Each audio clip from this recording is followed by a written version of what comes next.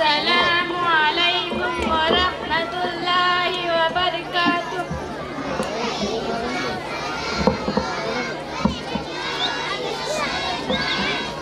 نحمده ونصلي على رسوله الكريم.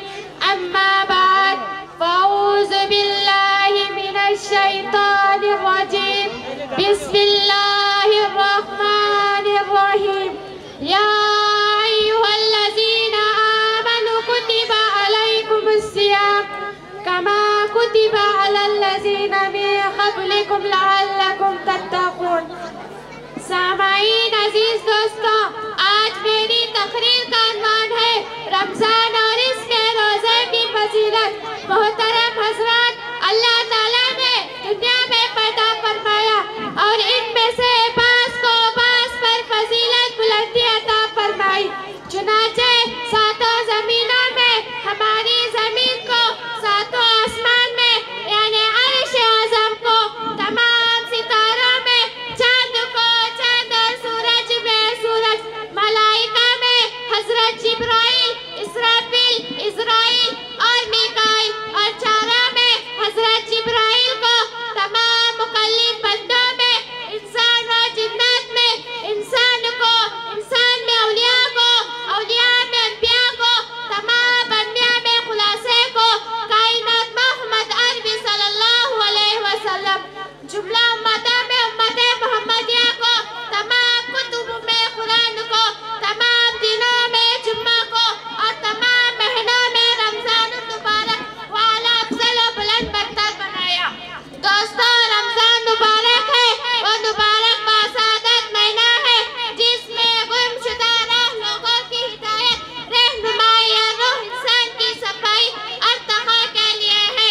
قرآن کریم کا نزول ہو جس میں قرآن نے ان الفاظ میں بیان فرمایا.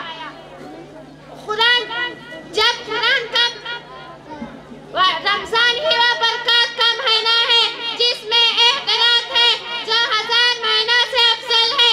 اِنَّا أَنزَلْنَاهُ فِي لَيْلَةِ الْقَدْرِ وَمَا أَدْرَاكَ مَا لَيْلَةُ الْقَدْرِ لَيْلَةُ الْقَدْرِ خَيْرٌ مِّنْ أَلْفِ شَهْرٍ. ہم نے ليلة القدر میں سے نزول کیا ہے. ليلة القدر 1000 مہینوں سے افضل ہے. رمضان کی اہمیت و فضیلت اندازہ اب اس فرمان رسول سے لگ سکتا ہے. جب رمضان کا مہینہ داخل ہوتا تو جنت کے دروازے کھول دیے جاتے ہیں اور جہنم کے دروازے بند کر جاتے ہیں اور شیطانوں کو قید کر جاتا ہے. ایک حدیث میں آقا بطحا نے ارشاد فرمایا، جنت کا 8 دروازہ ہے، ایک دروازے کا نام ریان ہے، اس سے صرف روزے داری داخل ہو. میرے مسلمان بھائیوں، ایک دن قیامت قائم ہوگی جس میں ایک دن 50,000 دن کا برابر ہوگا. نفسی نفسی کا عالم ہوگا، باپ بیٹے کا اور بیٹا باپ کا نہ ہوگا.